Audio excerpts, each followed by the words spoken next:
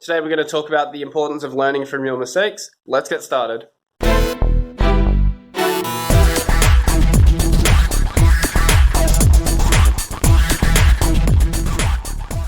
morning everyone and welcome back to the channel.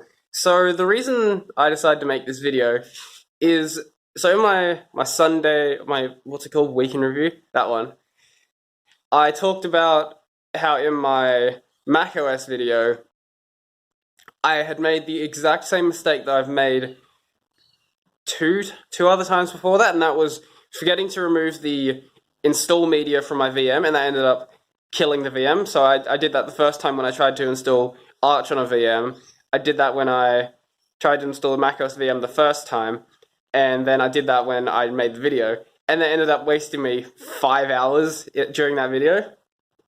Because if you look at my system clock in the bottom corner, I started recording at like 5:30 and then it finished at 10:30 or something ridiculous like that. One thing I would like to get out of the way initially is I'm not trying to say what a mistake is. So I think the most important thing is that when you believe you've made a mistake, it's important to actually go back and understand what you've done, understand why that was a problem, and how you can avoid doing that in the future. So in the past, I would always we'll just take something from my life. I'd look at these really professional level programmers, and I wouldn't have any idea how they managed to get to the level they were at. But there was a time when people like that were just junior devs who didn't really know much. So if you take my current job right now, I'm doing React development. I had absolutely no knowledge of React when I first started. So I've made countless mistakes throughout this project. I've had lots of weird render mistakes, just having having elements loaded in the wrong order, and that would break my layouts, or just things of that nature, and just lots of JavaScript errors where I would just write functions that I think work, but they don't end up working. Or we have my backend code, which is being written by my boss, and I would make some change to it, and it would break. But a lot of these changes that I've made, when I make a mistake, it's a very similar mistake to something that I've made in the past. So I know where to look, and I have an idea of what I need to do to fix it. It may not be a correct idea, but once you start acknowledging the mistakes you've made, you start seeing there's a pattern to these problems that you've run into before. And once you start recognizing these patterns, it makes stuff a lot easier to start solving. So if we take a very, very basic programming example of, let's say, a infinitely running loop because you forget to increment a counter. I know this is a very simple example. So back in my first year, and me and everyone else, we'd occasionally forget that, let's say, you could have a while loop you're not correctly checking your end condition. So you'll keep incrementing it, and it will just never end. Or you may forget to increment it, and the loop condition will never end. So say you were trying to count up to 10 with a while loop. Don't use a while loop, just use a for loop. But as a first year, you may not have noticed the fact that you forgot to increment the loop. And with something like that, that's a mistake that everyone can agree is a mistake. But there's some mistakes out there, obviously, that you may not think is a mistake, but someone else will. The most important thing to me is once you've recognized it's a mistake yourself, that you try to rectify that. So basically, to sum up the entire video, once you've recognized that mistake, and you've recognized the pattern of events that lead up to that mistake, you can start applying what you've learned to other situations where it may not be the exact same initial set of rules that led up to that mistake. So say with that loop example, because talking about this in the abstract starts getting very confusing, so we'll just use a concrete example.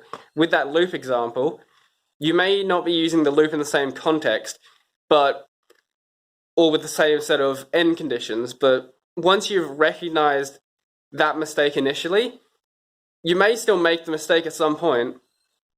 You actually ingrain that rule into your head, And once you've done something like that, you end up, I guess, abstracting away the problem. Because once you stop thinking about the little details, you can start thinking about the higher level constructs, I guess. I guess is a way to frame that. So once you stop thinking about the smaller details, you can start working out the larger problem. Because like I've been programming for about good. I'm not going to count that time when I did programming in high school because that was a messy amount of programming. I'll talk about that in some other video. I've said that before, but I'll do that in some other video. But I've been programming in uni for about 2.5 years now, and I no longer think about these simple like how do I end a loop. It's more about what do I want to do with that loop.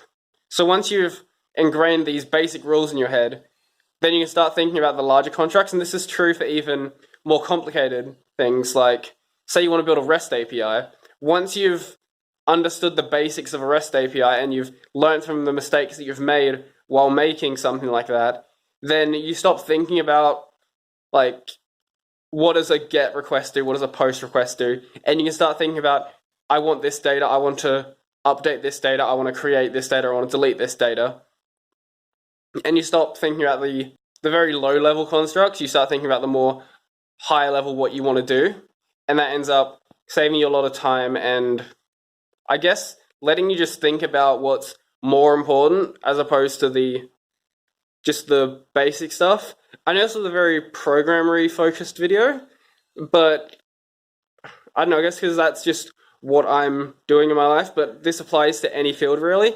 I just don't have the knowledge of something like medical science or engineering or something like that to be able to give concrete examples. So, and I've said this earlier, but talking about this in the abstract, I'm sure someone who actually looked into this more than I have can probably do it, because I'm just kind of rambling off the top of my head, just things I'm thinking about.